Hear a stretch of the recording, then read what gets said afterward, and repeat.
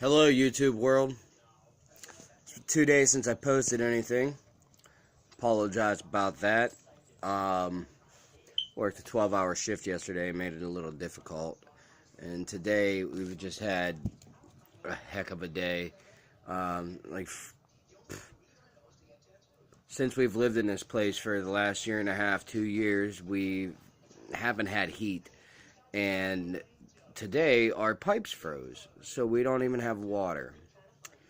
Now, thank God that they make distilled water in gallon jugs for my 6-month-old daughter who needs to eat 6 times a day. And thank God that my dad lives right downstairs from us because I'm able to go down and get water off of him. But my landlord has known about the problem for, I don't know, since he's owned the building now. And it's just one headache and hassle after another to get them to do anything. But, you know, that's neither here nor there. We've just been having a heck of a time. You know, things are a little rough right now. Like I said in a prior video, that I was a truck driver until I got hurt in 2016, and I had to have an operation and didn't get off workman's comp until 2018, the middle of 2018. And I have applied at every trucking industry that you can think of, and none of them want to pay higher insurance premiums for the liability risk of me coming fresh off an injury. So I've been forced to take whatever work that I can get for the time being. I went from literally making $6,000–7,000 a month to just being able to scrape by and pay my bills and feed the family. And that in itself is a tragedy, you know. But I'm not going to bore you with tall tales like that. Everybody has their problems they have to deal with. So, yeah, 2 days since I vlogged anything. I missed you guys.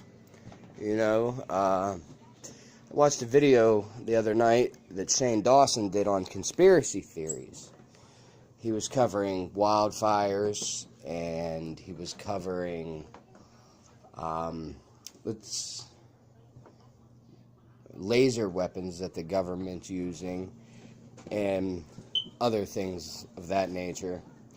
Now, I agree with a lot of what Shane said, but I disagree with the fact that he might think that it's people setting their houses on fire for insurance money. I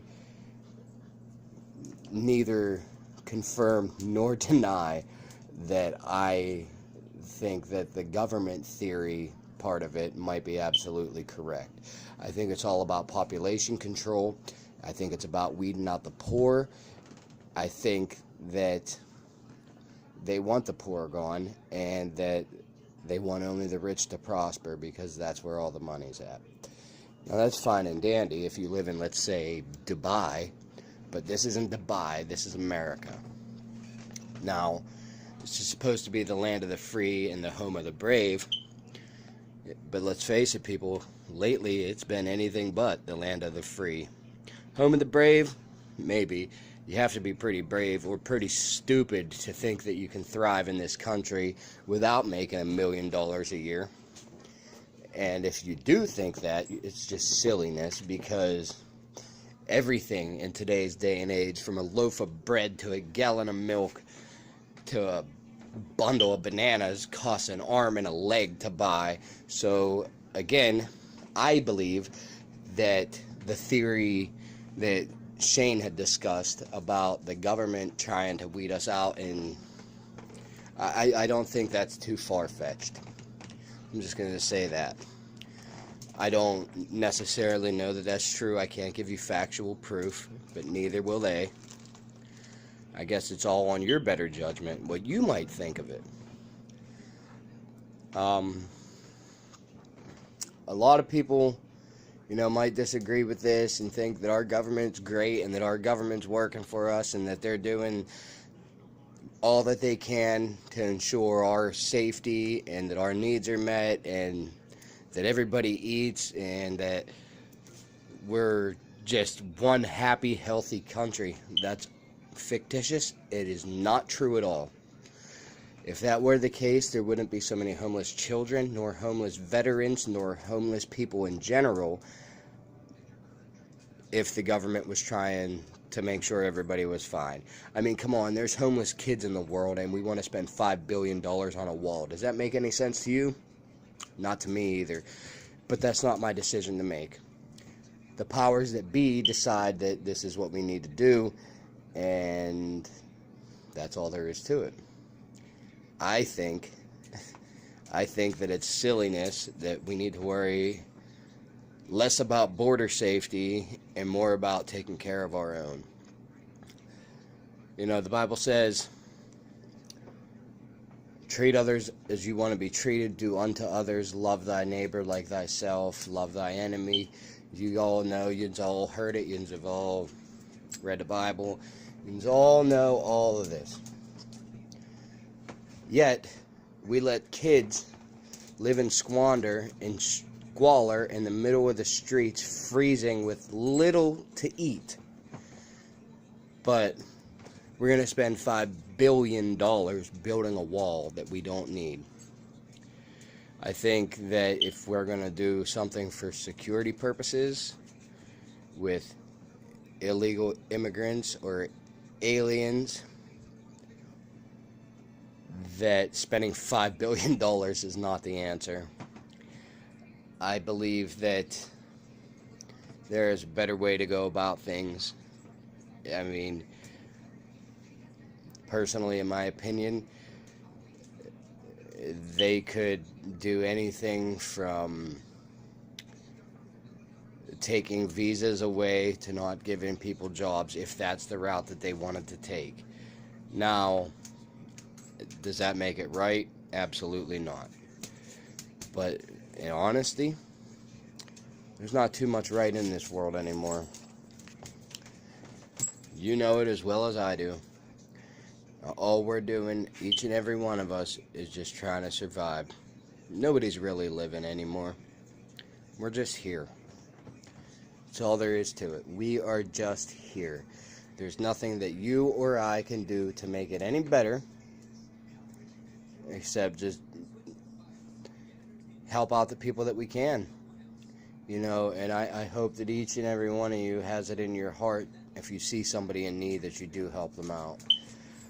And, I know I do my best to help out anybody that I can. And yet there are some people that you help that don't want to help themselves, or you help and when it comes time to return a favor, they don't want to help you. You know who you are. And this in itself is a tragedy. And I think that, if we just helped each other out more and fought and argued less, this world would be a much better place to live. Now, Shane, I agree with a lot of things you said. I do. But that old adage where if you make a stand by yourself, you're just one standing against many, and if you make a stand with one other person, if there's two of you, then you're just a couple of flamers, or however they put it. But if there's three or more, then you got a movement. Well, my friend, we need a movement, and people need to get motivated to do the right thing, because if not, this country is just going to go to shambles.